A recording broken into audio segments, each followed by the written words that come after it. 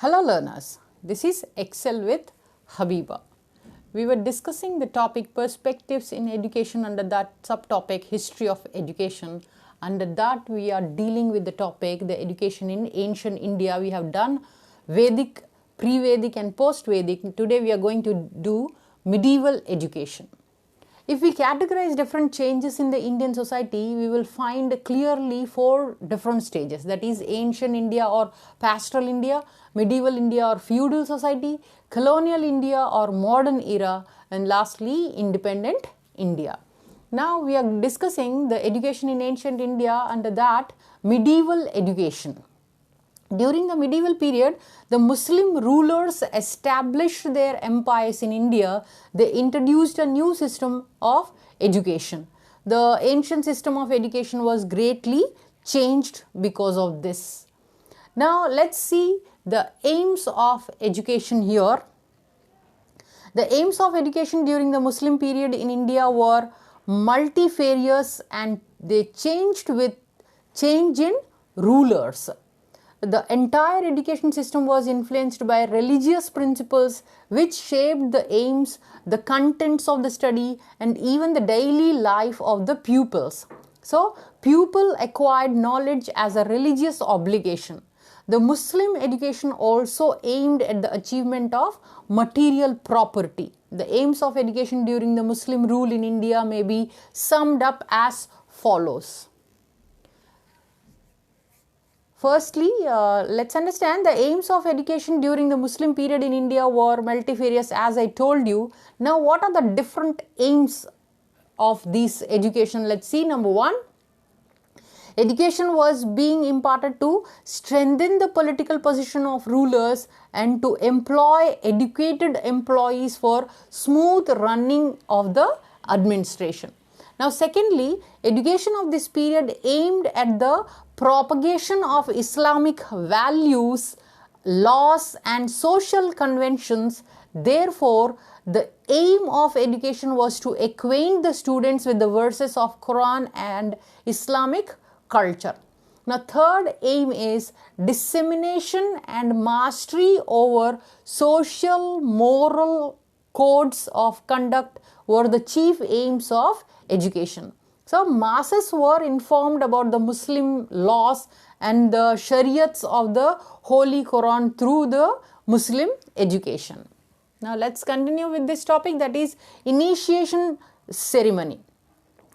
The initiation ceremony was called Bismillah Khani. It means the child was introduced to education after invoking God. That is admission to maktabs. Maktabs were the schools in their language. Maktabs was marked by a colorful ceremony called Bismillah, that is initiation into religious studies commenced on the day when a Muslim boy would be 4 years, 4 months and 4 days old.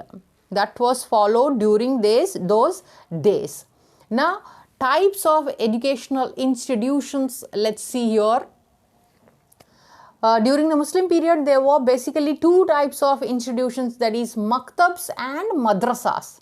Now, what are these maktabs? Primary education was provided in maktabs. These were elementary schools attached to mosques or run by private individuals imparting Muslim education in the 3 R's, that is reading, writing and primary arithmetic. And the prayers were based on the Quran. That is, the maktabs attached to the mosque were perhaps the most permanent of Muslim educational institutions in India. Now, next one is madrasas. Higher education was disseminated through madrasas. After completing the primary education, children were sent to madrasas to receive higher education. So, madrasas were seats of higher learning patronized by royal families. There were separate teachers for different subjects. Special emphasis was also given to religious education and secular subjects. Now, what are the methods of teaching here? The methods of teaching in the Muslim educational institutions were recitation and cramming. That is, cramming and memorizing were practiced in educational institutions. Now nextly, the curriculum. Curriculum at elementary stage was focused on reading, writing, arithmetic and religious education. In maktabs, children were made to remember the ayats of Quran, Holy Quran. After children had learnt the Arabic script, they were taught Persian language and script. The stories of prophets and Muslim fakir were also taught to the children. So, children were also imparted the knowledge of art of writing letters and conversation. The system of oral education was mostly prevalent in the educational institutions. At the higher education stage, the curriculum was broad and comprehensive enough to contain the religious education and general education, that is non-religious. The religious education included the study of Quran, Muhammad Sahib and his conventions, Islamic laws and Islamic history, etc. So, the secular or general education included the study of Arabic literature, grammar, rhetoric, history, philosophy, mathematics, geography, politics, economics, Greek language and astrology. So, this is about the curriculum. Now, medium of instruction. Persian, which was the court language of the Muslim kings, was the popular medium of instruction. The study of Arabic, the language of the Quran, was compulsory for Muslim. Now, education of women. Women education was mostly ignored during the medieval period. Parda system was present during the Islamic period, but during the Muslim period in India, education of girls received a great setback, particularly at the secondary level. Sometimes young girls were taught in schools. Since they left school at an early age, they could not continue their education up to the higher level. Now, what about the examination system here? There were no provision for annual examination of the modern type in the education system. Evaluation was a built-in continuous process. Then upgradations were based on assessment by the educators themselves.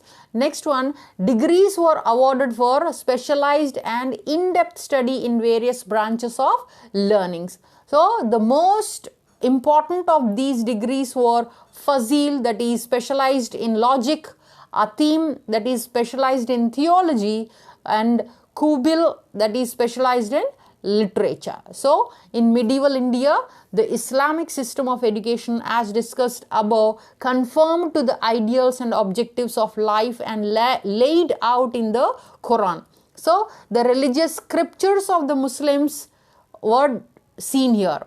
Hence, education was religion oriented. Much stress was laid on the teachings of the principles of Islam through the study of the Holy Quran and also the propagation of Islam among the people of India.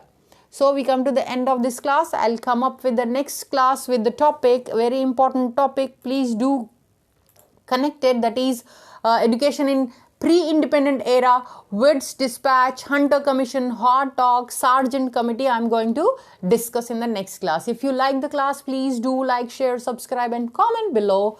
Thanks for your attention and time. Happy learning.